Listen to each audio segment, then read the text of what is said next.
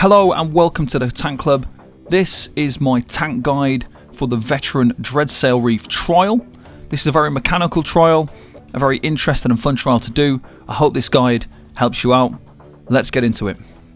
So at the very start of the trial here, you have to jump down off the boat and into the water. When you're running, you can kind of see a faint path in the water. That's where you want to stick to so you don't have to go into the swimming animation. And when you reach the first set of ads, you want to regroup on the island before the main island, because as you can see, as you run into the fight, you're going to have all these AoEs dropping on top of your group. Now for these first ad pulls, the main tank takes almost everything, prioritizing the flag ads. The group need to delay their run into combat behind the tank just a little bit, because the way the ads are stacked in some of these ad pulls, they can be really tricky to taunt immediately, especially the ads that run towards the group as you instigate combat and as you move closer to them. As you go into combat, the main tank wants to taunt and stack all of the flag-based ads, and the group needs to get close to them. Now the off-tank's job is to make sure they are the furthest person away from the group, because the swashbucklers will jump to the furthest person away, and then they drop taunt. So if they jump to the off-tank, they will get aggro of those ads, and they can bring them back to the stack, or the group can turn around and go to them, at which point the main tank then moves to become the person furthest away. So if they jump again, they'll jump to the main tank, and the main tank will then get aggro and then can taunt them, and the group don't get killed. For this first ad pull, you've got a keel cutter and you've got a swashbuckler. The keel cutter is the priority because it does a huge AoE attack, which will hit all of your group, so you want to kill it as fast as possible. If it does the huge AoE attack, you want to move away from it, unless you've got really good healers, at which point you can stack in. The off tank should be furthest out to kite the swashbuckler. As you go into ad pull 2, you've got a swashbuckler and a keel cutter again, and it's the same rinse and repeat. Whenever you get a heavy attack from these ads, you want to block it instead of roll dodging, because when you roll dodge, you will enrage the ads. As we move on to the third ad pull, we move into a new ad now. We've got a swashbuckler and we have a serpent caller. Again, we stack them up. The serpent caller will spawn a range of different ads and potentially a totem if it takes too long to kill it, so you focus the serpent caller, and again the swashbuckler is kited by the off tank. We move on to the next ad pull. This is two swashbucklers. If the group get really close, the off tank stands to the side to kite the jumps. It's very likely you're going to get a jump here, so you just try and kill these as fast as possible. Stack them together, debuff them, block the heavy attacks. Sometimes you'll get a red target above your head, which means you are being targeted with a dagger attack. Just kite this backwards in a kind of an S shape or move it away from your group to try and somewhat overlap the AoEs, but don't stand in them because it'll one-shot you, it'll one-shot your group. You want to move it away from the group. And then on the next ad pull, the main tank takes the two Vipers and stacks them on the Ranger and then chains. The second Ranger that's over to the left side, the off-tank taunts and brings it on to the right side Ranger. The Rangers are basically the same as sharpshooters. Later on in the trial, the exact same ad is differently named as a sharpshooter, but there is a mechanic that is the same as the Dreadsail, where you have the ground beams along the floor and you don't want those to be overlapped with other people. So everyone needs to spread out, whoever has them, and just make sure you're blocking when it gets hit and then move out of the AoE that it leaves behind.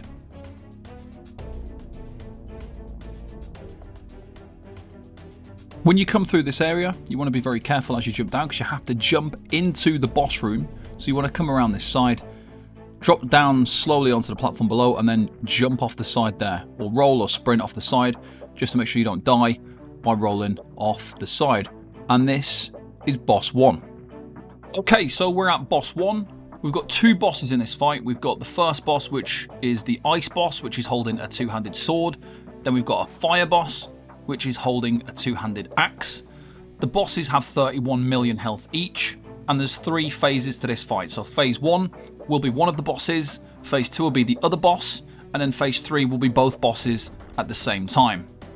During this fight, the group must rotate the auras over the relevant boss. So you're going to have an aura over on the left side and an aura over on the right side that has to be picked up by one of your group members. The aura that's needed is the opposite to whichever boss you've got. So the fire aura needs to be over the ice boss, and the ice aura needs to be over the fire boss. At the start of the fight, you've got 6 hounds, 3 frost and 3 fire. This is basically a mechanic teaching ad pull before the boss fight starts. If you pick up the ice aura, the fire hounds will die faster, and vice versa. If both auras are picked up at the same time and overlap with each other, they will explode. So you have to be very careful that there's not people picking up both auras at the same time and overlapping them, because that will be deadly. Once these ads die, one of the bosses will jump down to the center of the room. It's random which of the bosses this is, but you can actually look up and you can see which boss it's going to be a few seconds before it happens. And then as the tank, you taunt the boss and you face it away from the group.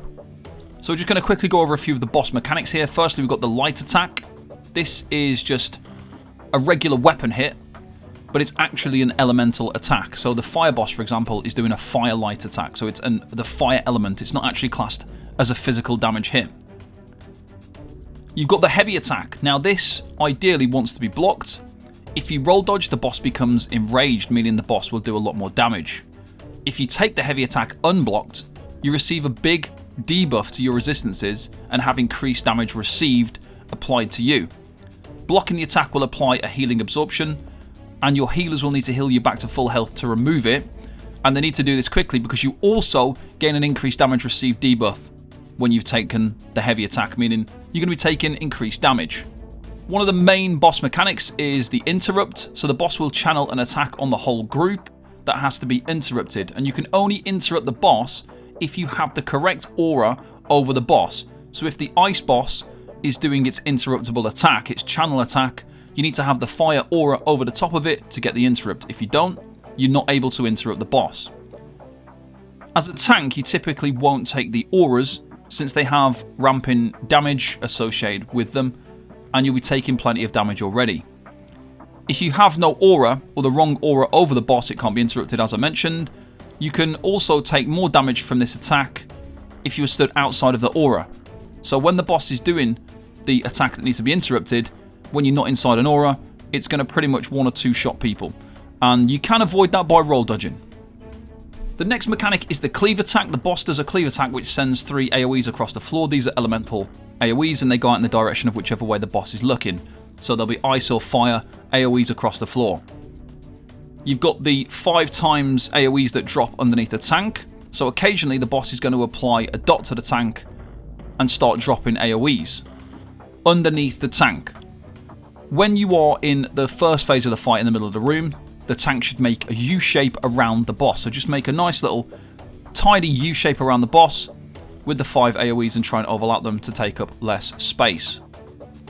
Now we're also going to get a tank switch mechanic during this phase of the fight. So the tank with taunt of the boss will get a visual around their body depending on which element of boss you're fighting. So if it's the ice boss, it's going to be a white coloured thing around your body, and if it's the fire boss, an orange coloured thing around your body.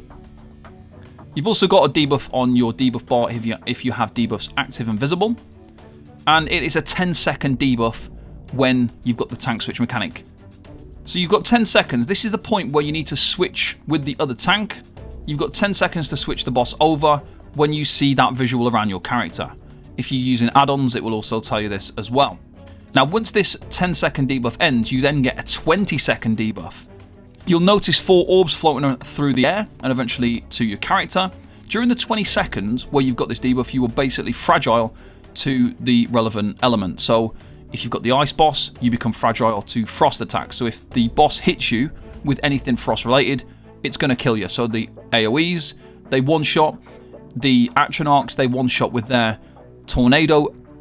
So everything is going to one-shot the tank if you get hit while you have that weakness. During this fight, you're going to get adds as well. So you're going to get Atronachs that spawn in at 90 and 80%. Whichever tank doesn't have the main boss should take these. So they will spawn around the edge of the room. The Atronachs will have the elements that are the same as the main boss. So the fire Atronachs spawn with the fire boss and vice versa. The same rules apply here from the heavy attacks, so you have to block them, and you get the same debuffs as you would from the main boss, and they enrage if you roll dodge the heavy attack. You also get a bleed from the Atronachs when they do the light attacks. If these adds take too long to be killed, they create the 2 elemental tornadoes around them, and these move around the Atronach, and you have to kite them by circling around the Atronach in between the 2 tornadoes. If you have this tank switch debuff on you, and you have the Atronach, the tornadoes will be a one-shot if you stand in them. You'll also get hounds that spawn in at 95 and 75% that want to be just kind of chained in, taunted, and they'll die very, very quickly with inside the aura. Now, the aura, if you are outside of the aura, you take more damage. So with the tank and the boss inside the aura, you get 50% damage mitigation to the damage source of the boss. So if you're fighting the fire boss and you have the ice aura, you get 50% damage mitigation towards the fire boss attacks and damage. This includes virtually all damage sources, including the dots that are applied to you, any light attacks, basically everything. So your group need to maintain the aura right behind the boss, so it overlaps enough to give the tank space to place the AoEs, and to make sure the tank stays inside of it, and so does the boss. The final phase and mechanic for this is the boss teleport. So when the boss is damaged to 65% on the first boss and 70% on the second boss, they will begin to teleport to the 4 locations around the room. It will be the group's job to get the interrupts on the boss during this phase. On the second boss, you need to make sure as the main tank you track where it teleports, and be ready to taunt it as soon as it teleports to the last position. While the boss teleports, it removes all effects, including taunt, and it will aggro to the person who is getting the last interrupt. So this person will die from 1 light attack from the boss, so you prevent that by instantly taunting it as soon as it reaches that final position. Once the bosses have done a jump once each, you go to phase 3 of the fight, which is the execute phase, and you have both bosses in the room. In the final phase of this fight, you now have both bosses in the room at the same time. The safest way to play this fight is to position the boss on either side of the room next to the relevant aura that is used over that boss. So take the fire boss to the ice aura, take the ice boss to the fire aura. The main tank ideally takes the boss that was teleporting and positions it first. The off tank taunts the second boss, which will always appear in the middle of the room, and takes it to the opposite side. All of the same mechanics apply here, and there's no real additional mechanics for the tanks aside from a few adjustments. So the 5 AoEs. Now this mechanic, so you now want to make an L shape with the AoEs. You want to kind of try and kite them towards the edge and then down the side of the ledge of the platform. So kite them along the exit side of the room and along the edge of the platform. This is to make space for the tank switch mechanic and to give your group more room to stand and attack the boss. The tank switch mechanic now is a bit different. So one tank will get the debuff here, which means the tanks need to switch sides and switch taunt of the boss. You have 10 seconds from when the first debuff is applied, so make sure you've been healed from any heavy attacks and dealt with any additional mechanics before switching. You don't need to use a gap closer or anything here. You can just run over to the other boss, taunt it, and hold it in position. It's important to switch at a good time so the bosses barely move.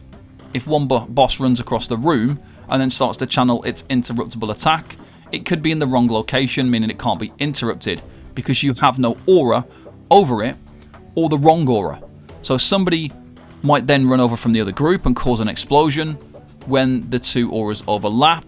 So it's pretty integral to time the tank switch for a good moment, potentially when the bosses are stuck in animations doing other mechanics. There is a certain mechanic in this last phase where the bosses will stand still while 2 of your group members get a thing under their feet and they have to stack together. That is the perfect time for the tank switch to happen if you can time it for then. But there are plenty of times when bosses are stuck in mechanics. You've got 10 seconds to make the switch, so just kind of time it right, do a countdown, and switch the bosses between the 2 tanks. In this phase of the fight, hounds keep spawning during the execute phase. You should taunt all of the hounds that are in your area. The ones in the correct aura will die almost instantly. Still taunt the opposite hounds though, and then when you get the tank switch mechanic, you can run them over to the other side if they're not already dead. If you wanted to make it extra safe, then you could chain the hounds from the other side if they are in the wrong aura, because they do an AoE attack which could do a lot of damage. Okay, so we're just going to quickly now do a full playthrough of this fight, and I'll do a voiceover. So at the start, obviously we pull in the hounds, they're all taunted, and we kill them quickly because somebody in the group picks up the aura over the top. Once the hounds are dead, we drop the aura, and then we put the right aura for the right boss. So it's the fire boss, we've got the ice aura. We're going through our rotation of skills here. We've got the heavy attack, we block that. The healer has to heal us to full really quickly. Iron Atronach spawns in. I'm getting ready to taunt that because the tank switch mechanic happens pretty much straight away. We get the cleave there, but it's not a problem. As you can see, the tank switch, you can see the thing around my character. The second Atronach spawns in, so I'll move the Atro across. We're not pushing damage on the main boss here because we want to kill the Atros before we get to the teleport phase. So we're killing the Atronachs very quickly. Again, buffing and debuffing. I've still got the fire debuff on me for another 10 seconds, so I cannot get in front or taunt this particular boss. The teleport mechanic happens, so the damage dealers have now gone to position into the right place, and then we're just going to kind of wait in the center ready for the second boss. That is the last jump, so now that boss is going to jump back up to the top and it's going to be the opposite boss. So we drop the aura and we get ready, we pick up the other aura, and then the other boss appears. We're doing the same again. We're stopping damage at 90%, we're slowing it down around then. We've got the heavy attack, we need to be healed to full, we're back to full. We're going to get the tank switch now. There it is, and in comes the action arc. I stack the action arc near the group, and I'm getting ready to take the second one. Second action arc spawns at the back of the room, I taunt that one as well, and we stack them together. The whirlwinds around the action arcs there almost spawned, but we killed it just in time. I would have had to have kited that around if that happened. So we burn that frost action arc, and then we go full focus on the main boss to make it jump. We want to push as much damage as we can to level them out here. The teleport mechanic starts to come, and everybody goes into position to get the interrupts. As the main tank, I'm following the boss here because I want to be taunting it as soon as it reaches its last position. We've got a real slow delay on getting the interrupts, which isn't ideal. So as you can see here, if you roll dodge, you can avoid getting killed. We bring in the last one, and I taunt it before it can hit anybody in my group, and I bring it to the correct side. The off tank is then waiting in the center of the room for the second boss. As you can see in the corner of the screen there, it appears. And then I'm holding the boss pointing towards the exit door. The reason why I'm doing this is to make sure the cleave doesn't hit my group. Here comes the heavy attack. It's much more difficult now dealing with the heavy attack. And we've got the tank switch. Before we switch over, we've got 7 seconds. I'm stacking my AoEs, and I'm picking up the other boss as I'm going across. The boss didn't really move because it was stuck in an animation and mechanic. The placement of the AoEs wasn't great there, but we were on a tank switch. There is no rush during the tank switch. You've got 10 seconds, so it's not really too much of an issue. Once the floor clears, I'm going to move slightly. The cleave goes towards the exit, and it's not a problem. I'm going to position myself pointing towards the door again. This is going to make sure that I've got a good positioning of these AoEs. So I'm going to position the AoEs now. There's 1, 2, 3. There's the fourth one, and the last one, the fifth one, and we've got 4 seconds to switch. The bosses get stuck in a mechanic there, look. As you can see, the thing around the boss's feet means they're going into the mechanic where we've got 2 group members who need to stack in the middle. As you can see them stacking there and exploding. I point the boss towards the door. I don't want that cleave attack to hit the other tank though, because it will one-shot them. As we continue, we get the interrupt there, and then we've got the AoEs again. We're kiting those along the exit and then along the edge of the platform. We've got tank switch, and the bosses are in mechanics. The heavy attack comes in, we block it. We're trying to kill both bosses at the same time. If you don't kill both bosses at the same time, it could end up being a wipe. We really need a heal, and we got one back to full. We've got the interrupt mechanic, and both bosses need to die at the same time. And there we go, both bosses die about the same time, and that is the end of the fight. Okay, so with boss 1 done, we're now going to move on to the ad pulls and the mini bosses. So we're going to go to the left side, which is the poison side. For these ad pulls, you can quite easily just take everything as the main tank. If you wanted to make them a little easier, then have the off tank take the brewmaster and hold it in front of the ad packs to be focused. And also, so you don't get stunned by the potions that the brewmaster puts on the ground. So the little purple AoEs, they'll make you shrink into a smaller character. But you also get stunned for a few seconds when that happens. So you can easily be killed by other ads, and so avoid getting hit by that.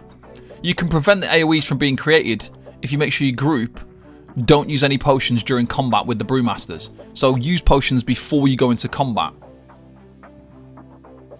So you need to travel in the water to each ad pull. Here comes the first big ad pull. Not really much difficulty here. There's just that one flag ad, the serpent caller in the middle. You bring that in, taunt the 2 big crabs, and everyone focuses on the serpent caller. You then have to get levers, and there's 3 levers in each area, and it's a great idea to have the off tank get the far levers. As the main tank, you don't really want to get the levers that are like far, because you want to be at the front of the ad packs ready to pull the next ad pull. So as you can see here, we kill these little ads, and then as the main tank, I go down and pull the levers next to the door. This just makes it a little bit easier. You do want to always try and stay ahead of the group as the main tank. The levers have to be pulled all at the same time, so you do a little countdown, 3, 2, 1, everyone pulls the levers, and then you can see the door open, and then everyone makes their way through, and you're back into the water again. Rather than going to the swimming animation, I'll run around, and then just jump into the water at the last possible moment. You've got to jump up on the first one here by pressing the synergy, and then you want to take these adds just here. So you've just got 3 little adds here, not really a big deal, they die nice and quick, and then you've got the next big add pull. You are going to have a Brewmaster in this next add pull. Like I say, you could get the off tank to taunt that and pull it to the front of the pack. There's a Serpent Caller as well, and then a big Drift Bear. I just personally take everything and stack it all up, and we burn it all down. If you do get shrunk in size by the purple potions on the ground, you are going to get a little bit of a debuff there. If the enemies get hit by it, they will actually get buffed. The levers here are a bit more difficult, so you have to run back up the hill and into different areas. We've got people that have waited behind to get them, especially the off tank, because the off tank didn't really have much to do in that ad pull, so the off tank waited back while we got the ad pull done. When you jump up here, you've got a couple of small adds again. Just run these to the next one. There's 3 together and then 1 on its own a bit further down. So we get the 3 and then run to the next one because there's a 4th one, and we don't want to instigate combat with the next ad pull, and your group can kill these in transition. Once these are dead, we've got a big ad pull now. Like I say, the off tank could take the Brewmaster. I want to stack everything on the Sharpshooter here, so I'll pull everything. The Sharpshooter is the ad that's difficult to move, and then we stack everything onto the Sharpshooter. You do have to be careful here, because if the Brewmaster makes you small while in the water, you can actually be in the swimming animation, and then you can die because you're swimming instead of walking like a regular player.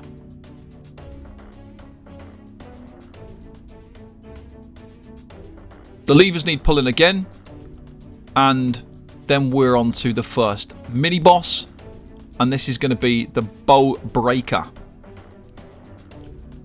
Now this mini boss is a very basic mini boss. The tank simply focuses like the boss and faces away from the group to prevent the group getting hit by the different cleave attacks. It will do an AoE at the front where it shoots AoEs out, and you can see that when it buries its head in the ground. It's very difficult to try and move the boss, so you just need to hold it still wherever it goes to, and it will just rotate through its mechanics and animations, and then it'll do a charge across the room. So when the boss goes under the ground, it charges and it moves location. The off tank here needs to taunt all the little adds, and you also need to try and crowd control all the tiny little crabs because they will focus in on one person. So it's a good idea to have a snare down, maybe caltrops, bit of pulsar, bit of blockade, and that will control all the tiny little adds that can be crowd controlled, and then the bigger adds just need to be taunted and stacked on the tail. This boss doesn't have very many mechanics, and it can quite often get stuck in the ground at this exact point here where it won't move. When it puts its head under the ground, it does the AoEs out towards the group, and it's also got the front conal attack. There's a lot of poison AoEs on the floor from the little bloom clouds, so you want to move away from those. You can't stand in them for too long. The group needs to adjust position based on where you've moved the boss, and that is kind of unavoidable. The boss dies really, really quickly because it is just a pass fight where your group just go to town on the boss and do damage, and that is it. Once this is done, you go through the door, make sure someone turns the wheel, and then when you jump down, you don't need to kill these next adds. They have yellow health bars, so they don't need to be aggroed. You can just run straight past them, and then you move on to the other side. You'll be moving on to the right side adds and mini boss.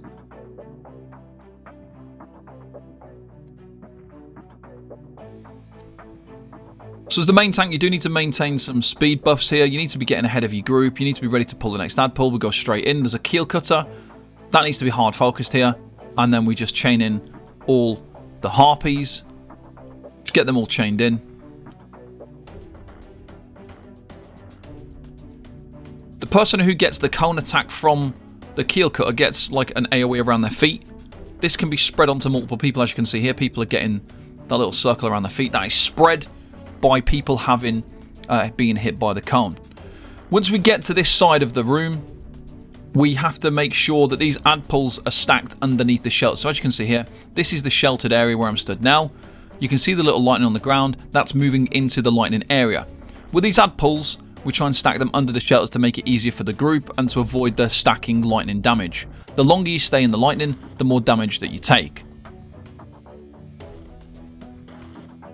There's not a lot of ads to be dealt with here, so you just take the serpent caller and then chain in the other ads. The off tank can help you chaining them in. We bring it near to the shelter so the group can get under the shelter and damage the ads and not take too much damage.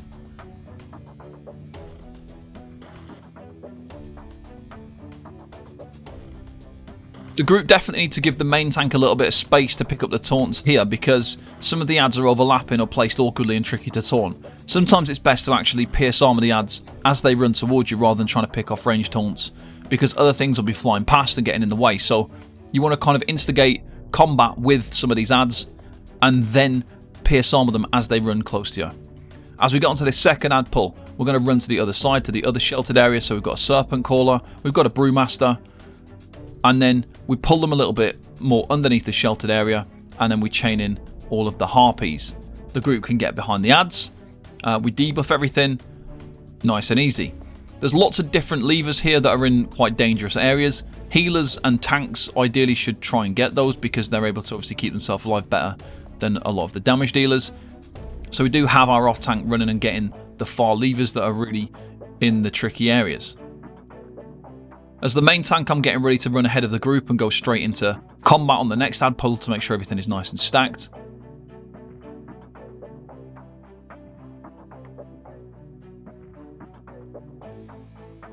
This is the final ad pull, and there are swashbucklers again in this ad pull. So this is the ad that jumps towards group members. There's three big ads to taunt here. We've got the serpent caller, we've then got the brewmaster, and then we've got the swashbuckler.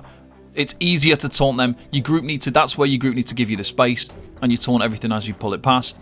As you can see here, we're bringing everything underneath the shelter as best we can, and then trying to chain everything in. The off tank stands furthest away to kite the jump from the swashbuckler, and that stops people from getting killed by that attack. People died on this particular ad pull because they ran too close to the tank before I was able to even pick off the taunt. Obviously, you can only do one action per second, and with 3 ads, that means it takes 3 seconds to get control of the ad pull. If your DDs are right behind you as a tank, there's a good chance that they're going to start attacking the damage dealers before you can even possibly taunt them. So it's a good idea for the group to just delay it a few seconds and then follow you in. Once that ad dies, we're then on to the second mini boss, and this is the Sail Ripper. Before you start this boss fight, you do want to make sure that you have Crushing Shock on your bar and a chain skill as well, if possible.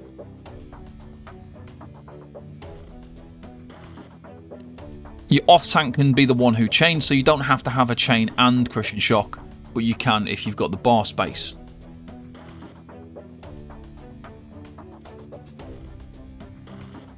It's another very basic fight, and as the main tank, you just need to hold the boss and face it away from the group. I always point it to the middle of the room so that the group can stand underneath the sheltered areas. The sheltered areas are around the edge, and in the middle of the room, there is no shelter, so people are going to take lots of extra lightning damage. This boss in particular, you can pull this boss while you're waiting for the lever pullers to come back and just port them into the room, because it does take quite a while for people to run back in. At the start, obviously, you just take the boss in the middle because it's too difficult to move it. And as soon as it teleports, it's going to need interrupting. So he starts doing an attack that needs to be interrupted, but Christian's shocking it, and then the group are getting behind it as fast as possible. The harpies should all be chained in here to try and stack them on the boss just to die and cleave damage. There's a frontal AoE and a heavy attack that you need to look out for. People will get a big circle AoE around their feet throughout this fight, and they have to go and post that inside the donut AoE to get rid of it. So there's like an AoE that will be floating around the middle of the room that's got a hole in the middle of it, and you go and stand inside it with the AoE that's around your feet to get rid of it. This is another very easy fight which you can just pass very quickly, and this one is over. We then go through the door, we turn the wheel, and then we're on to boss 2, the Reef Guardian. So the Reef Guardian is boss number 2, and this is a very chaotic looking fight. But you can play a safer strategy that will make it considerably easier for the tanks and for the group. You have to be very selective on which boss you're going to focus, and you can make it easier to do the reefs also, which is like a portal mechanic, by forcing the boss to run to a certain one. And to do this, you have to keep moving and transitioning as the fight progresses, and make sure you stand in with the bosses to the right of a particular reef to make that the next one to go. The two main things to note here is that you can stop the main boss mechanic, the acid reflux. This is the poison cone that drops the poison AoEs, and you do this by switching taunt of the boss. If the other tank taunts the boss while it's doing the acid reflux, it will just stop doing it. The acid reflux is the poison cone that creates the AoEs under the tank who has taunt. You must get out of the poison AoEs as soon as possible because the AoEs do damage. The longer you stand in them, the more poison damage you'll start to take. 5 AoEs will drop from this mechanic, but as mentioned already, if the tanks trade taunt of whichever boss is doing this mechanic, it will interrupt the boss from doing it, and the mechanic and this fight become considerably cleaner when this happens. The second main mechanic is the lightning damage, so you'll be gaining constant stacks of lightning damage as the fight progresses. You need to go and cleanse this by walking near the kind of spores that pop up out the ground and the little area where you can see the green AoE on the floor. And these are located in various areas around the main boss room. The way this fight is done with us constantly moving, we should be walking over the cleanse areas quite regularly. And if the lightning stacks get too high, when we switch taunt to the boss with the other tank, you can quickly go and cleanse. Each time a boss runs to a reef, this makes 2 ads spawn next to that reef. So a coral drift sench and a coral drift bear, and the bear especially needs to be taunted quickly because it is going to really cause some damage to your group, but then the sench is like your secondary priority. If you failed the reef mechanic, your group will wipe. And like I mentioned before, we're going to be positioning the bosses next to certain reefs intentionally, because what this means is when somebody goes into the first reef, they'll then be able to go and do the second reef as well, and then they can come back up and rejoin the group. This means you only need 2 people to ever do reefs, and they're always going to know which order that they're going to go in, so you get some consistency and routine involved with the reefs. Okay, so this is my strategy for the Reef Guardian. At the start, you want to pull the big boss over to the Crown Reef. This is the main boss. The reason why is because your Reef Runner can do the Crown first, and then they can stay in the Reef and also get the next one. It also helps you maintain damage in the main boss area because you're not losing multiple people to doing the reefs. Hold this boss around this reef, and once the boss does the acid reflux, the off tank can taunt it, and this will stop the boss from doing that attack. You really need to use taunt sparingly here because you'll easily get taunt immunity triggering if you keep spamming taunt, and you won't be able to keep switching it. You need to push damage on the big boss until the medium boss spawns and then stop. So the medium boss will be created when the main boss, the big boss, hits 80%. Now whichever tank does not have taunt of the boss should now take the medium boss. The group again should focus damage on this boss until it hits 50% and creates a small boss. The big boss at this stage will trigger the first reef, and your first bear and sench will spawn that need to be taunted. You need to tank the bosses near to the wall around the outer side of the room, and this gives you group space to move and cleanse. And at this stage you should have kited backwards and be close to the Chalice Reef. The group should be pushing damage on the small boss and cleaving the medium boss as well, and you need to try and kill both the medium and the small boss. Now the medium boss will likely run to the Chalice Reef next. The big boss will be back in the fight soon, and the group should be damaging the small boss and trying to kill it. Now the medium boss is doing the Chalice Reef, you need to take the small boss past that so that you're closer to the Cross Reef rather than the one the opposite way around, and you need to try and hold the small boss still to try and kill it. If you have high damage here, you'll be able to kill the small boss. If not, it will trigger and go to the Cross Reef. Now, when you are dealing with the acid reflux, the more people that are stood inside the cone when it's happening, the more poison AoEs that land on the ground. If the small boss runs off to the Cross Reef, you can do some damage to the big boss, but you want to stop damage at 60% because we're trying to play it safe, and you don't want to create another boss. If you were in a high damage group, then you could push and kill the big boss at this point. Just hold it still and burn it. If you are not in a high damage group, take the big boss past the Cross Reef and wait for the medium boss. Once the medium boss comes back into the fight, focus and kill it. Now once the medium boss is out of the fight, push the big boss to 50% to spawn the second medium boss. At this point, if it's not killed, the big boss will likely walk off to the skull reef, and the group should focus to kill the small boss that has returned to the fight from the cross reef. At this stage, the small boss might already be dead, in which case you need to push the big boss to 50% to get in the next medium boss, and then the big boss may go over and do the next reef. Once the small boss is dead, you then push the second medium boss now to 50% to create the second small boss. You make sure you're kiting the bosses backwards along the wall so that you're now past the skull reef.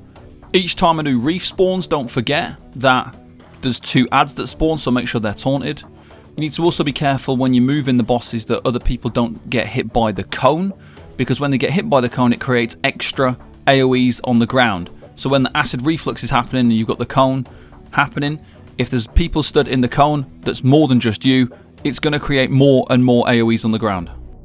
The second medium boss will now run off to the anchor reef. Take the bosses past the anchor reef and push damage on the small boss so that it doesn't do a reef, and once the big boss finishes on the skull reef, you can now kill that also. The small boss might run off to the wheel reef and you just kill the big boss here. The medium boss will finish on the anchor reef. You can hold it still and burn it right here, and then finally the small boss will finish on the wheel reef and you can kill that there also. That is the safe way to do this fight. As you are transitioning, you need to remember to always be cleansing yourself from the lightning. You need to walk past over the bloom every time you are kiting the boss past a certain area. If the damage gets too high, if you've got too many stacks, make sure you run off once the off tank has the boss so you can go and cleanse. And to be honest, that is it. This fight is quite basic. If you time your burns and you focus damage hard on the bosses at the right time so that you don't get overwhelmed with too many bosses, it's that simple. So the general concept of this fight is you've got the big boss at the start, you push it to 80% to make the medium boss spawn. You push the medium boss to 50%, that makes the small boss spawn. You focus the small boss and the medium boss and try to kill both. Then you push the big boss to 50% and try to kill the big boss. This makes the medium boss spawn at 50%. You then push the second medium boss to 50 and the small boss spawns, and then you kill all the bosses. That's the general kind of route that you're going with. And the idea is to start at the crown reef and work your way around, doing each one in order by bringing the bosses next to the next reef and forcing it to go to that one. It will never do the same reef back to back, so that is how you achieve that. It's all about making sure you remove your stacks of lightning, keeping the bosses towards the wall. If you're struggling with the poison damage, switch between the 2 tanks, and if you're okay, just kite it along that wall. And then we're on to the last ad pulls and the next phase of this trial.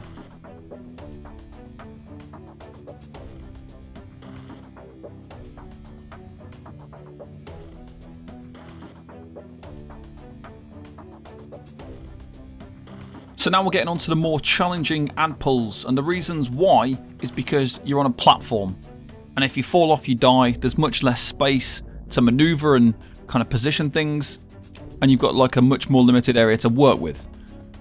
So the new ads you're going to see here are overseers. These ads are particularly problematic because they are the only ad in Dreadsail Reef where you need to roll dodge the heavy attack.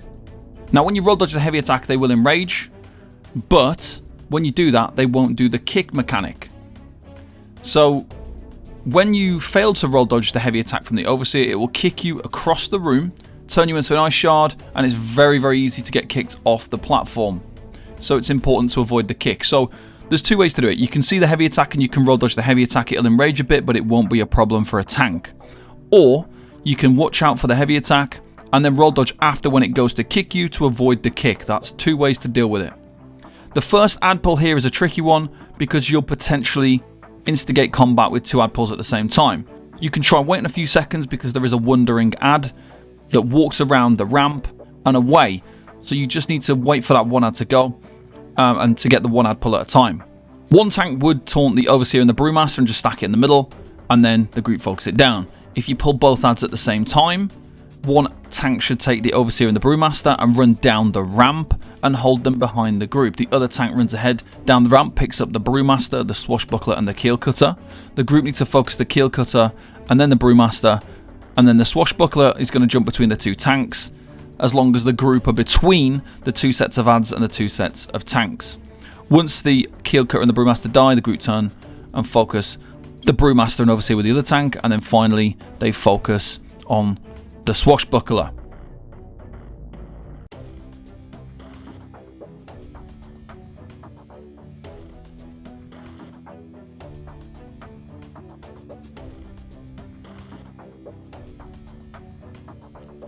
The next ad pull, the main tank picks up the Overseer and the Keel Cutter. If you range taunt them and then run and stack them on the Sharpshooter should run down the ramp, and the Sharpshooter does an interruptible attack here. This one's not too bad. You want to pull it to the back corner so the group have got space to move out of the Keel Cutter's AoE if needed. You also need the space available for when the Sharpshooter does the lines on the ground so that you don't overlap them, so that's really easy as well. The next ad pulls 3 Serpent Callers. You just taunt all 3, stack them together, nice and easy.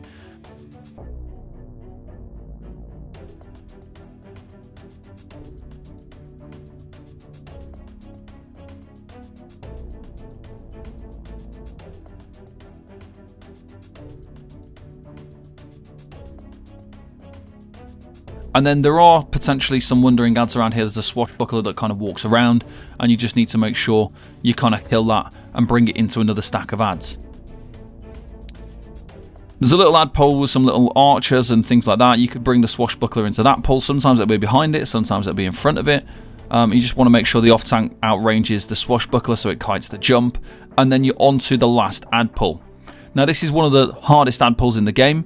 Just because there's so many priority targets, it is very, very tricky to maneuver and deal with this ad pull because there's very limited space and so many adds, and also a lot of things that need to be taunted and focused.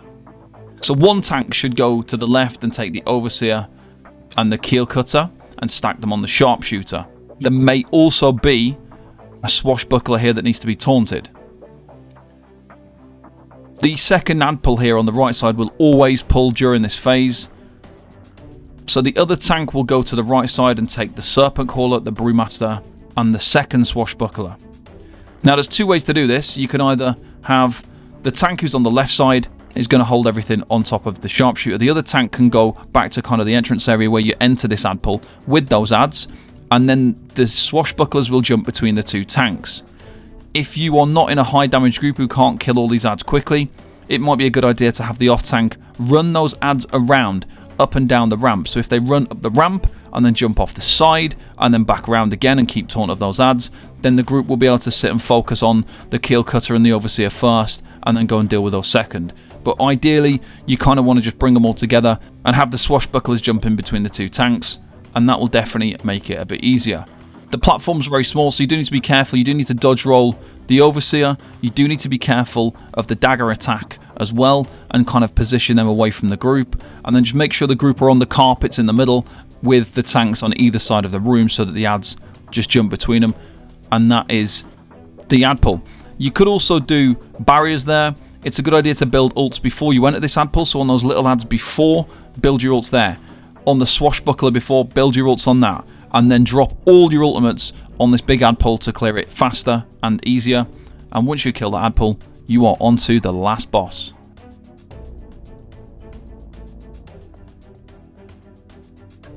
Okay, so this is boss 3 and it's the last boss of Dreadsail Reef. For the tanks, it's actually a fairly basic fight. The difficulty is actually managing resources and making sure you're being healed enough by your healers while transitioning around the room. And position is also very important for this fight. So if we have a look at some of the boss mechanics for this fight, we've got the light attacks, and the boss light attacks like in a frontal cone. You can see a faint line on the ground with each light attack. The group needs to stack really tight together so the main tank can stand off to the right side of the group and position the cone so it's not hitting the group, and so they can get healed by the healer at the same time. Each time the light attack hits, it actually hits you twice, once with physical and once with cold damage, and it also applies a damage over time. The damage over time gets applied to the tank with each attack, and it'll refresh the timer as well. So let's say it's going to last for a certain time. Each time you get hit, the timer refreshes on the dot, so it's almost a never-ending dot throughout this entire fight. The next attack we've got is the heavy attack. Now, if you block this, you need to have quite high health because it hits really hard because it hits you twice. So ideally, you want to roll dodge it, and you'll take a lot less damage. But when you roll dodge it, you will create a big AoE on the ground. So you need to make sure you don't roll towards your group, because you could place this AoE on top of your group, and then your group are going to start taking damage. So you want to roll to the right side to avoid hitting your group with it. The next big mechanic is Maelstrom. That's where the boss spins around and hits every single person in the room. So he kind of spins around, and this is your opportunity as the main tank to regain resources. The way you do this is by going back into the stack and drop block. This way you can regain stamina. You can also use balance to regain magicka, and because you've got 2 healers and they'll probably be healing the group stack at this point if you're stood in it, this means you can use balance to get your magicka back as well. As soon as the boss stops spinning, you have to quickly move back into position, or else the boss will hit everyone with the light attacks, which you definitely don't want to do. The next mechanic you'll be looking out for is the Crashing Wave. This is where you get 3 red AoEs on the ground around the room, and also you always get one on the main tank. Now the group cannot see this one on the main tank. The easiest way to deal with this is just roll dodge. So if you do a little count, 1, 2, 3, roll, you'll avoid the damage. If you're not blocking, you get knocked back. If your group stand near you as the main tank, they can't see it, so when they get hit, it's a one shot and they die. So yeah, when dealing with this mechanic, make sure you move it away from the group. Don't go towards the group, move away from the group, and make sure you're also not standing in the red AoE, and just roll dodge it. Other mechanics include the Deluge. Now you won't get this as the main tank, but the off tank may get it. When you see the bubbles above your character, you have to wait a few seconds, and then you need to get into the water around the back edge of the room. You need to make sure your character is in the swimming animation when this explodes, and if you don't get into the water, it will explode and kill your group. So while in the water, you take damage from the slaughterfish as well, so you don't want to jump in too early. If you are the off tank and you get Deluge, while you have a behemoth alive, you need to call it out to your group, run away from the group, and don't go in the water because the behemoth will probably kill you. The next mechanic is kind of the water under the boss. You don't want to touch that water underneath the boss. It applies a huge dot to your character. It's going to cause you a lot of problems. So try not to touch the water under the boss, because that is a big problem. Finally, we've got the Winter Storm. This is a wall of tornadoes that moves around the room, and for a brief few seconds once it first appears, you can roll dodge through it. As the main tank, you might have to do this to prevent you from having to run the whole length of the room to catch up again with your group. Now the wall can move in either direction, clockwise or anti-clockwise. Sometimes as the main tank you'll be chasing the wall, and you need to maintain playing all the other boss mechanics while you're chasing the wall. But you also need to make sure that you still maintain the gap between yourself and the group, so they're still going to get hit by the light attacks if you're too close. Now this is where it's really difficult for the healers to heal you while we're in transition and moving a lot. While running, it can be helpful to intermittently block, because you're going to burn through stamina from sprinting and moving quickly and roll dodging and blocking as well. So you want to make sure you block the light attacks, but you can drop your block for 2 seconds in between each light attack or before the next attack, so you've got the speed to run and move and maintain the distance you need so you don't get hit by the wall. If the wall goes the other way, you'll be running after your group and you'll be getting chased by the wall. You need your group to move quickly to give you space, or else they'll get hit by a lot of the main boss mechanics. Ideally, you obviously don't want to kill your group members, but if people are too slow and you're going to be hit by the wall and it's going to kill you, then you have no option but to run over your group with the boss mechanics to prevent yourself from dying, because it's more priority for the main tank not to die, but obviously try to avoid killing your group if possible. It is possible to skip the Winter Storm mechanic or stop it even though it's happening by pushing to one of the portal mechanics at 50%, 35% or 20%. If you reach those thresholds, the Winter Storm will stop or not happen. We've got a few different adds in this fight. We've got behemoths, so these spawn once every 60 seconds and the off tank should taunt them and place them in front of the group so that you can cleave the main boss and focus the behemoths.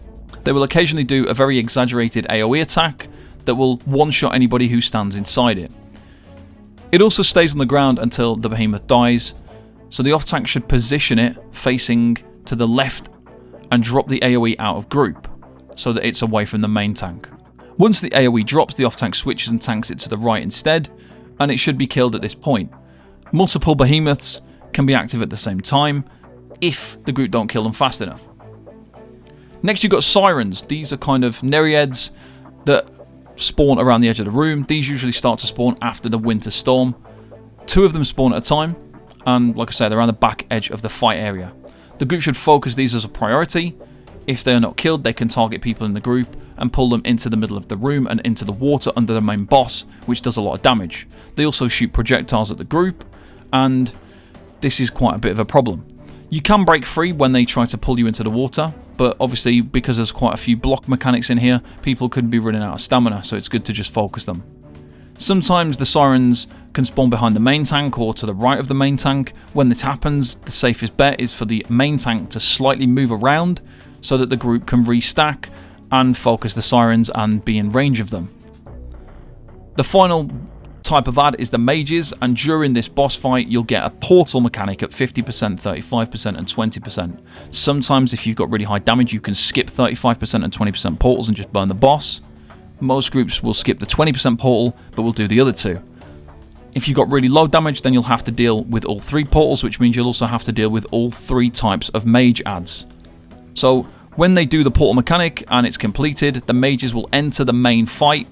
You can get one of 3 possible mages, and each one has a different coloured aura around it that will be either purple, yellow or green. The purple mage will reduce the healing of anyone inside the aura, the yellow mage will reduce the movement speed, and the green mage will reduce all of your max stats and recoveries. The off tank should taunt these, and the group need to focus it, and the main tank should definitely try to escape being inside the aura.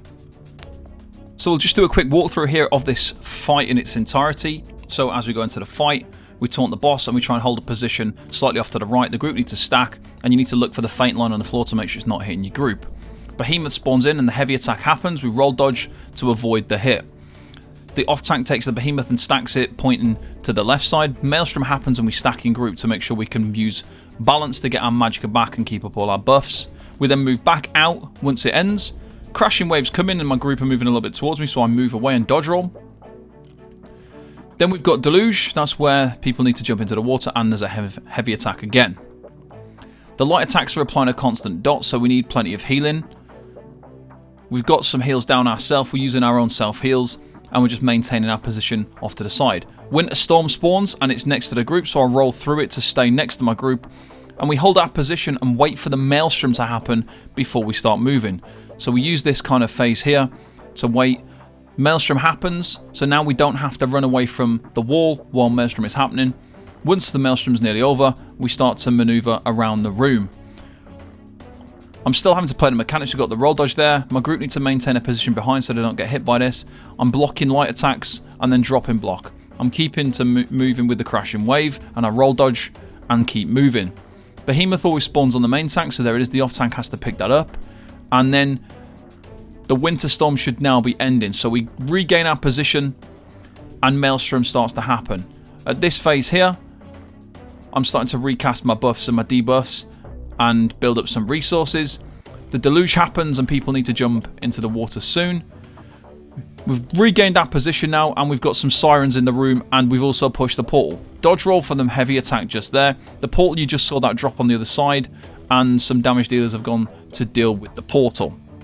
The sirens need to be killed very soon. We've just nearly killed the behemoth, and then we're going to start to move around. So the behemoth is dead, and the siren is behind me. The crashing wave is appeared, so we're going to roll dodge after 3 seconds, and then we're going to reposition ourselves with dodge roll, a heavy attack as well. We're really out of range of the healers here, so having to rely on quite a bit of self-healing at this point. Maelstrom happens and the group are transitioning, so it's not ideal at this moment, but the group have re-stationed themselves now so they can kill the Nereids. Behemoth spawns again. It's been 60 seconds. We've got the heavy. We roll dodge that, and the bridge is now done as well. The damage is good on the boss, so we're pushing the boss quite hard at the minute, and we shouldn't really have to do any more portal mechanics. Bridge 2 opens for the second portal, and damage dealers go and get it. You can see the green aura now. We've got one of the mages in the room, which is going to cause some heavy debuffs, so I'm making sure not to be stood inside it. For the Maelstrom, I would usually stack with the group, but I'm not on this occasion because I don't want to lose any of my buffs, and I make sure that I'm kind of dropping block a little bit during Maelstrom to make sure I'm not burning through my stamina. I'm roll dodging everything that I can. I am using a couple of well-fitted pieces here to reduce my dodge roll cost, and I'm being hit by sirens at the back there. You can see the kind of projectile coming in. Portal 3 opens, but we're not going to do it because we've nearly killed the boss, and we're going full damage on the boss at this point, and we're not even killing the sirens anymore around the edge of the room. Next behemoth spawns and the off tank's going to just pull that to the side. We're not going to focus it. We're going to focus the main boss because it's nearly dead. We get the Maelstrom now, but we've got no mage add, so I could stack in group, but we're nearly at the end of the fight, so I decided not to because I've got plenty of stamina. Heavy attack comes in, and we roll dodge that once again.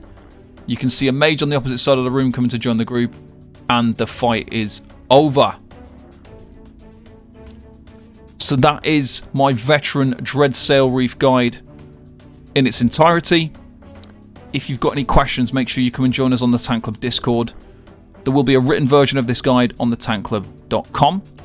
The hard mode guide is in production and we'll be working on that over the coming weeks. So keep your eyes peeled for that if you will be going into the hard mode. Thank you very much for watching. I'll see you next time. Bye-bye for now. If you'd like to support the Tank Club in any kind of way, obviously you can join us on Patreon, Twitch sub, YouTube sub, anything like that. All your help is greatly appreciated and keeps the content rolling. Thank you very much for watching, and I'll see you next time. Bye-bye for now.